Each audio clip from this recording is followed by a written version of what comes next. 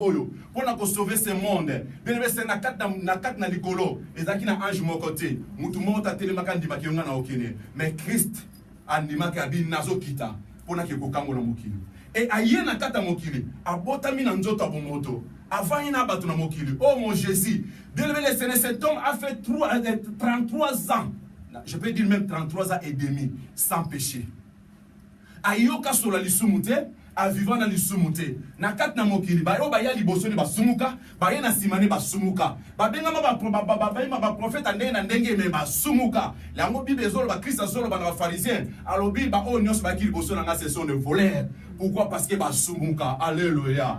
Il y a vana na kat na mokili bien aimé, ayeba ka lisumu ndenge zalakate mon Seigneur. Ayebi atama ben ndenge zalakate. Mais il a accepté na lolengo ya zalaki, na divinité o ya zalaki nango, na vie kibosanto ya zalaki nango. Il a accepté bien ce jour-là. Même na kat na Golgotha. Batamokili bien c'est lui le créateur, mais il a accepté que bien c'est son créature abanda ko juger. Créature na bandi ko juger. A juger bien c'est un peu à condamner. Ba beti film na kat na nzoto bien le Seigneur makila na mayeza kotanga. Bien mi suna nzoto so ko parce que so sangana bilamba. Christ a moni pasi a no komi pour na biso bien le Seigneur. Andimi comme makua, amemi na kat na Golgotha. Na kat na Golgotha le lieu de la crâne. Oh la Bible dit soit l'homme qui est penché au bois. Batbande ko na kat na ekulusu, bataki ba brigand, bataki ba miyibi. Donc c'est-à-dire ba baké ensemble na miyibi ensemble. Ba tout so bazo leka ba otabi, tala ba miyibi misatu wana, tala ba brigand misantu. Christ andimi nos malédictions. Andimi comme on a passé. Pourquoi on a dit ça qui bilom même pour la mardi? Christ nous a délivré de la malédiction de la loi. Alléluia. Et le Seigneur osa condamné na malédiction ya loi. Mutu monta ko côté ya osa condamné na malédiction ya loi. Parce que le Seigneur yoka la kata moki mutu solo ba bio biso to vivre na mutu ki na biso, to le na mutu ki na biso. Ça c'est la parole malédiction on Christ aloba on nzamba loba ki pona Adam. Le Seigneur yoko vivre sur na kata malédiction parce que Christ a fait la yo. La malédiction de la loi c'est quoi? Bien le Seigneur Christ a kango la biso. C'est malédiction de la loi c'est-à-dire maladie. Malédiction de la loi bien c'est-à-dire la mort. Malédiction de la loi c'est-à-dire la pauvreté. La Bible dit qu'il s'est fait pauvre pour nous enrichir. Et par ces maîtrises que nous sommes guéris. Bien c'est le makat na lisum de marakufa. Yesu akango biso na tela ya kufa. Atako bien c'est njoto ekufi. Parce que mutu na kata jardin dedans. Tant ça mataki mutu na kata jardin dedans, ezaki mutu pour kufa te. Ezaki mutu pour vivre libéral na maninga ki mutu a vivre. A vivre na ye malamu, a vivre longuement bien le Seigneur. Maintenant mutu sumu kaki, lisumu ye ko na kata njoto ememi liwa. Alors bien c'est Christ aye ko som sa boyoka na biso na Nzambe. Azon se boyoka na biso na Nzambe, amizon si viwa na to pena ki na kata jardin dedans. C'est-à-dire leo na ko kufa na kata njoto oyo, mais en esprit na ko vivre libéral na libéla. Parce que Christ a memeni nga bomu ya sika. Alléluia. Andimi na kata ne kulusu, abakami na kata ne kulusu. Anyo komi po na ngai na yo bien le Seigneur. Oh ce jour-là, la Bible dit, lorsque Christ a remarqué, tout a été consommé. Tanga, Jean chapitre 19, verset 28. Christ a soloba. La Bible dit, quand Christ a vu que tout a été consommé. Jean 19, verset 28. Verset 28, je lis au nom de Jésus. Après cela, Jésus qui savait que tout était déjà consommé, dit, enfin que l'écriture fit accomplir, j'ai soif. Après cela, bien-aimé le Seigneur, Jésus qui savait que tout a été déjà consommé, andimi pas si bien-aimé le Seigneur, andimi douleur, andimi malheur, andimi comme on n'a pas si bien-aimé le Seigneur. Oh non, Christ a souffert à cet homme-là, l'homme de Galilée, l'homme de 33 ans, l'homme de douleur, le Dieu qui est habitué dans la souffrance. Le Seigneur Jésus-Christ de Nazareth. A même na lieu de la croix, le lieu de la canne, baba qui est le colosse, passe par bazo tola bazo seka, va cracher sur son visage. Et la Bible dit que ce jour-là, lorsqu'il a remarqué tout a été consommé, et déjà consommé, Christ a gagné. J'ai soif. Alléluia. Soif à nini Christ a qui n'a besoin. Soif à souffrance na yo, soif à maladie na yo, soif à pauvreté na yo, soif à échec na yo, soif à humiliation na yo, soif à blocage na yo, soif à kozanga na yo. Yango Christ a gagné. J'ai soif. Alléluia. Nous tous sommes pour ça comme là. Papa ça kaye maya mela. Mais ce jour là bien le Seigneur va me mettre vinaigre. Na ko comme la vinaigre na bisika ya mai. La milice vinaigre. Vinaigre bien le Seigneur ils a difficulté là. Ils ont souffrance na yo, ils ont passe na yo. De Christ a mis là qui. Yes. Alléluia. Amen. La Bible dit bien le Seigneur après avoir pris le vinaigre, Christ a crié tout est accompli. Alléluia. Amen. Tant que vinaigre, amélie passe na yo, amélie vie au yo zala qui na moya passe, ba malédiction au zala qui condamné sur toi. Tant que amélie on a gagné tout est accompli. Na katakura. Alléluia. Amen. Alléluia. Amen. Pour n'engager na onde Christ akufaki. Pour n'engager na onde Christ amona qui passe. Pour n'engager na onde Christ amona komaki. Jésus-Christ est notre Pâques. Il est notre Pâques. Il est notre Pâques. Tant que nous fêtons Pâques, c'est-à-dire que nous fêtons Jésus. Nous pensons à la mort et à sa résurrection. Ainsi que nous avons fait parce que Christ a besoin. Alors, il y a pour nous. La Bible dit bien que ces jours-là, ténèbres côté qui n'a pas de moki. Ténèbres côté n'a pas 15 heures. Ténèbres côté n'a pas de moki. Il y avait tremblement de la terre, m'appelé Ningana. Par mort à Christ, par la qui ressuscité. Et rideau de la temple. Il doit temple qui déchiré de haut jusqu'en bas. Alléluia. Qu'est-ce que les ténèbres? Les ténèbres, c'est la confusion. Donc, c'était les jours où Christ a confondu qui va y aller. C'était les jours où Christ a confondu qui Satan. C'était les jours où Christ a confondu qui n'y soit bon, ça va bon. Alléluia. Alors, la Bible dit, mort à Christ, c'est quoi qui? Mort à Christ, bien le Seigneur. C'est-à-dire ta bénédiction où ils ont été condamnés. Où ils ont été le jour-là, et dis-moi qui m'a la mort pour la l'école. Alléluia. Il y a la pauvreté, il y a la malhérité, il y a la maudité. Parce que mon colon a bénédiction de Bimaki. Et la vie qui doit temple parce que de haut jusqu'à bas. C'est-à-dire, bien le Seigneur, barrière ne soit pas empêcher comme on a le beau pour l'ensemble.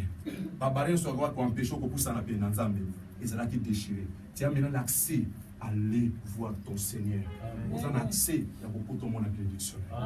Christ est notre Pâques. Bien le Seigneur, moi, nous avons fait la fête Pâques. Parce que notre père Abraham, il n'est pas fait à qui Pâques. Alléluia. Abraham a fait à qui Pâques. Dans Genèse chapitre 14, au bout de la Bible dit qu'Abraham racontait Melchisedec, pardon.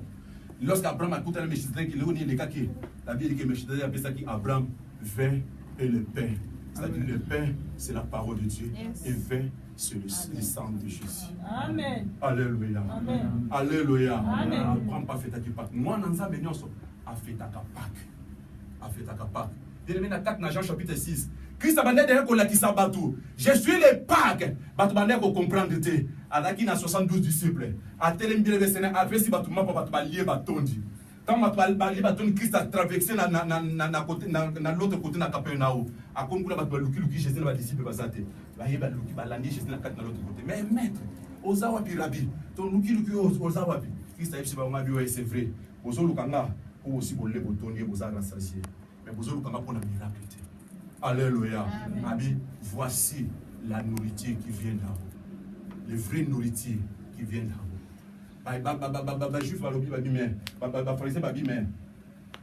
Nos pères ont mangé la manne dans le désert.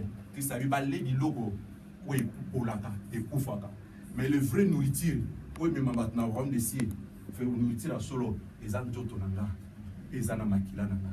Habitala moi na Joseph Maramazolo. On t'a porté le biloba moi na Mario Tamazolo. Il y a outil Nicolo, il y a un autre Adam Jotolia. Oui, comme il nous quitte Marambo Yazoloba. C'est 72, 70 disciples Bakenda. N'atikala qui n'a pas 12. Alléluia. Atikala n'a pas 12. A tout niveau babi. Mais bino bokete pour ani bon babi to kene wapi. Yo no sana liloba bo moy. To kene wapi. Yesu ifsi ba wabi oui. Ezanga tem na konimo papa na ngane ntabonimo. Mais parmi bino il y a aussi un démon. Alléluia. Nakata ba ndako ba na nzambe. Ndenge to sangania bandoki pe basali. Alléluia. Ndenge to sangania batu mabi pe basali. Parce que baroda tout autour ya ba na nzambe. Aya kaka musala ko mwisa kako. Bamobi basali. Parce que Judas pas ala ki na yewana. Christ ayeba ki yende mtakote kanga. Ayeba ki mission. D'ailleurs Christ ayeba ki mutu alingi mbongo mingi. Lokwa alingi mbongo na pesa ye kesi. Na simbi sa ye kesi. Ata simba ki kesi mais akende ka kote ka Christ. Pour la nini mission na ezala ki wana. Bien le Seigneur. Nanda ko ifsande ko mona ifsinga bi diable. Atika na obongo na te. Moni diable obongo na te. Diable soit bon wani c'est que nzamba zo plier mukili o neto plier ka tapi ba ditoko pa mukile kufi. Alléluia. Bien le Seigneur ko sala ka nini te soko yiki mutu azama be o kangama na yete. Yes. Ce que je dis que mon doigt a zamabé au Kamanaïté. Comme même après, je vous ai donné le pouvoir de au Koufa. Alléluia. Au Koufa. Ce qui est ma personne discernement pour comprendre que Azamabe au Kangama na yété. Dans la bataille pour Kangaye Sumasia. Première fois, baye, au Lukanan Batozon Simakoy.